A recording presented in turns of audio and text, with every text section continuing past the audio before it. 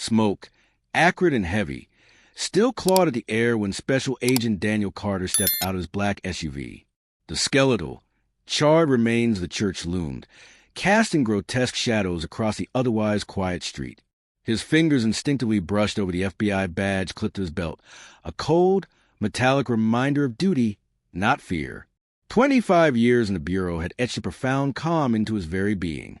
Today, that calm will be tested. Perimeter secured, one of his agents reported, cutting through the eerie stillness. Good, Daniel replied, his voice low and firm. This is a federal hate crime scene now. But as his team, a well-oiled machine, began their methodical advance, a sharp, indignant voice sliced through the solemn air. Who the hell do you think you are? Daniel turned, his gaze meeting the fiery glare of Officer Kevin Brooks. Young, hot-headed, Brooks carried the arrogant swagger of someone who believed a badge rendered him invincible. Agent Carter, FBI, Daniel stated evenly, flashing credentials with practiced ease. This falls under federal jurisdiction. Brooks' lip curled in a sneer. You're not walking into my city and taking over. Not without going through me. Daniel's jaw tightened. We followed protocol. Notified your department. Brooks' hand hovered near his holstered gun, a perilous dance on the edge of escalation. Not good enough. Step back, officer, Daniel warned, his voice a low rumble. Brooks' eyes darkened, narrowing into slits of defiance. No, you step back. In a terrifying blink, Brooks' weapon was out, leveled squarely at Daniel's head. Daniel remained unnervingly still, his heart a steady drum against his ribs. From nearby windows, cameras flashed like frantic fireflies. Witnesses. Evidence. Brooks was meticulously burying himself, a fact he seemed blissfully unaware of. Thing about this, Daniel cautioned, his voice resonating with an unspoken gravity. But Brooks wasn't listening. His face was a mask of rigid authority, born of a perceived superiority. In this city, we respect authority, our authority. Daniel, with a calm born of years and crucible, slowly knelt, hands raised in a universal gesture of surrender. Yet his thoughts drifted, not to the volatile young officer before him, but to Zoe, his daughter, currently sitting in a college lecture hall, miles away, blissfully oblivious to the storm brewing. Brooks clicked his radio, back up en route. A faint, almost imperceptible twitch played at Daniel's lips. You're making a bigger mistake than you can imagine. Brooks grinned, confident that the incoming backup would swiftly crush any resistance. What he didn't know was that the man answering that call wasn't just a chief. He was Daniel's childhood friend. Across town, Chief Michael Washington bolted from his office, the chilling call rattling in his ears. Officers, FBI agents at gunpoint. Code 7. His worst nightmare. The drive to the crime scene was a blur of speed and silent. Urgent phone calls to the mayor and the FBI director. He had to contain this before the media tore it, and his department apart. When Michael arrived, his gut twisted into a knot of dread. Brooks, gun raised. Daniel, kneeling. Residents, filming. Brooks, drop your weapon. Michael's voice cut through the tension, sharp as a blade. Chief, I'm securing the scene. Brooks retorted, his voice laced with desperate bravado. Drop it now. Michael's command thundered, leaving no room for defiance. Brooks faltered, then slowly, reluctantly, lowered his gun. Michael moved swiftly, helping Daniel to his feet. Familiar eyes met his, a silent acknowledgement passing between them. 2 decades had passed, but friendship, forged in hardship, was never forgotten. You okay? Michael asked, his voice laced with concern. Daniel nodded. Thanks for coming. Brooks blinked, confusion clouding his features. The chief knew this federal officer. Brooks, Michael said, his voice cold, devoid of any warmth. You're suspended pending investigation. Badge and weapon now. Brooks stumbled back, anger flaring anew. Chief, they barged in here. You pointed a gun at a federal agent. Michael's voice thundered, the authority undeniable. Brooks looked around, truly seeing the cameras everywhere for first time. His manufactured confidence cracked, crumbling around him. This isn't over, Brooks muttered, his voice barely a whisper. Daniel and Michael exchanged a knowing look. Oh, it was far from over. Echoes of the past, shadows of the present. Later, in Michael's office, the old friend sat in a silence thick with unspoken memories. Images of their youth flashed through Daniel's mind.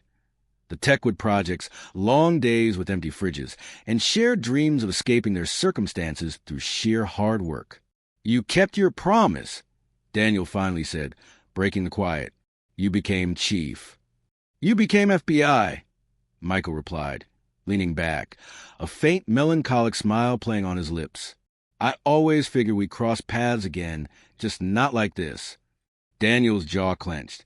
"That kid, Brooks, he's a symptom. There's more under the surface. You feel it." Michael's gaze dropped, a heavy sigh escaping him. "You're right. Something's festering in this department." Daniel leaned in, his voice dropping to a conspiratorial whisper. "This church fire wasn't random.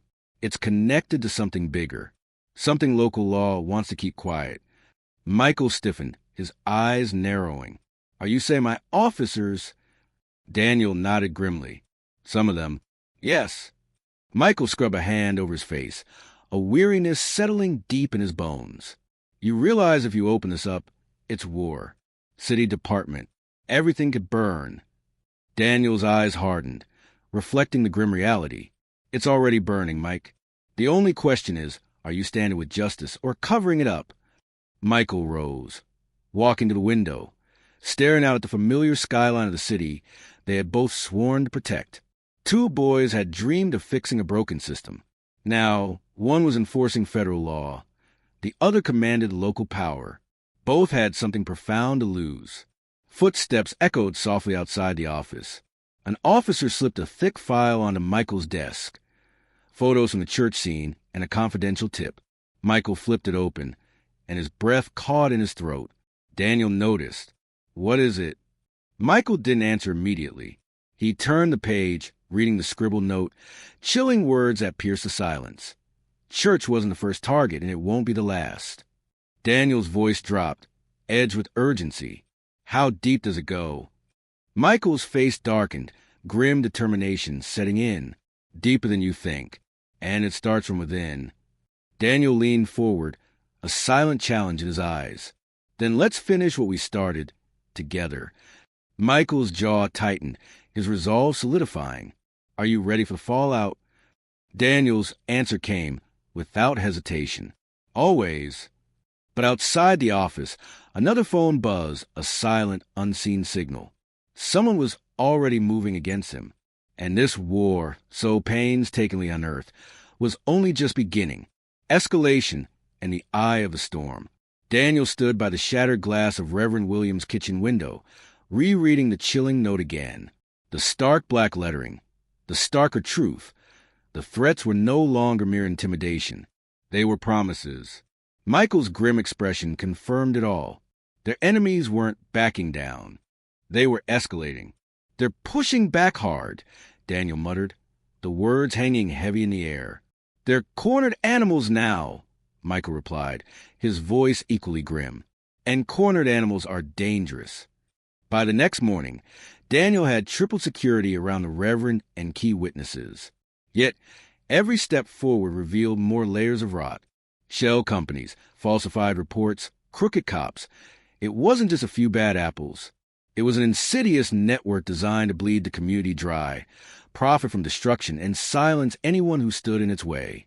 In the war room of police headquarters, the newly formed task force gathered, a determined glint in their eyes. Daniel stood by a massive map, meticulously dotted with pins marking every attack location. "We're not waiting anymore," Daniel announced, his voice cutting through the hushed tension. "We've tracked money. We've followed the threats. But we haven't stopped the next strike. That changes now." Detective Maria Santos nodded, her expression sharp. "I've intercepted chatter. A fire crew was requested to be on standby tonight by one of Brooks' closest allies." "Where?" Daniel asked sharply, his gaze locking onto her. "Mount Olive Community Center. They're hosting a town hall meeting tonight, packed with families." Michael slammed his fist on the table, a sound that reverberated through the room. "They're about to torch a building full of people. We need them caught in the act. Daniel said, his voice laced with unyielding resolve. "This ends tonight." Within hours, hidden FBI cameras were installed around Mount Olive. Plainclothes officers took strategic positions inside, blending seamlessly with the burgeoning crowd. The surveillance van buzzed with activity, Daniel and Michael coordinating every move, every detail, with a synchronized precision born of years of partnership. As evening fell, the community center filled with families, parents, children, seniors, all unaware they were being used as bait in a dangerous game. Reverend Williams stood at the podium, his voice steady despite the lurking danger, while Daniel kept a watchful eye from the surveillance van. Eyes on a blue van approaching the rear lot, Agent Thompson's voice crackled through radio. On the monitors, Daniel saw it. 4 men exiting the van, carrying duffel bags, moving with unsettling purpose toward the back entrance. "That's them," Santos whispered, her voice tight with anticipation. Daniel's jaw tightened. "Let them set it. We need to catch them lighting the fire." Minutes ticked by like hours, each second stretched taut with suspense. On the screen, the men unpacked cans of accelerant and makeshift explosives. They positioned the devices near the electrical panels, ready to cause maximum chaos, maximum destruction. "Stand by," Daniel ordered, his voice steady despite the storm raging in his chest. Then, one of the men pulled out a lighter. "Go, go, go." Daniel barked into his radio. The response was immediate, explosive. Agents in tactical gear burst through doors, shouting commands. Screams erupted inside the community center as law enforcement moved in, securing civilians while cornering the suspects. "FBI, drop your weapons." One suspect bolted, only to be tackled by Santos near the alley. Another raised a gun, his face contorted in a desperate defiance. Daniel's sharpshooters responded swiftly, disarming and arresting him. By the time the smoke cleared, all 4 suspects were in custody, the explosives disarmed, and miraculously, no civilians were harmed. Daniel breathed deeply, the adrenaline still surging through his veins. They had done it. They had interrupted the attack, caught the perpetrators red-handed, and most importantly, gathered undeniable evidence, irrefutably tying them to Brooks' crew. Later, in the makeshift command post, Michael tossed a thick case file onto the table. "We've already connected these 4 to the shell companies and 3 previous fires. And now," Daniel added, a grim satisfaction in his voice, "we have attempted mass murder, conspiracy, and terrorism charges." But before the team could even begin to celebrate, Santos returned, her face pale, a fresh wave of dread washing over Daniel. "We have a problem." "What now?" Daniel's stomach sank. "We checked their phones. Someone tipped them off about our surveillance. An inside source." Michael's hands clenched into fists, his knuckles white. "There's still a leak in my department." Daniel's expression hardened, his eyes glinting with a renewed resolve. And whoever it is knows we're coming. Across town, in a quiet office lit only by a single desk lamp, an older man answered a burner phone. "So they stopped it?" the voice on the other end asked. "Yes." The man replied coolly, his gaze fixed on the news coverage flickering across a television screen. "But it doesn't matter. They think they've won." He smiled faintly, his fingers drumming a slow, ominous rhythm on the desk. "The backup plan? It's already in motion." Back at the FBI field office, Daniel stared at the growing evidence board, a complex web of lines crisscrossing faces, companies, and crime scenes. They were willing to burn a church, a community center. "What's next?" Santos asked, her voice laced with weary concern.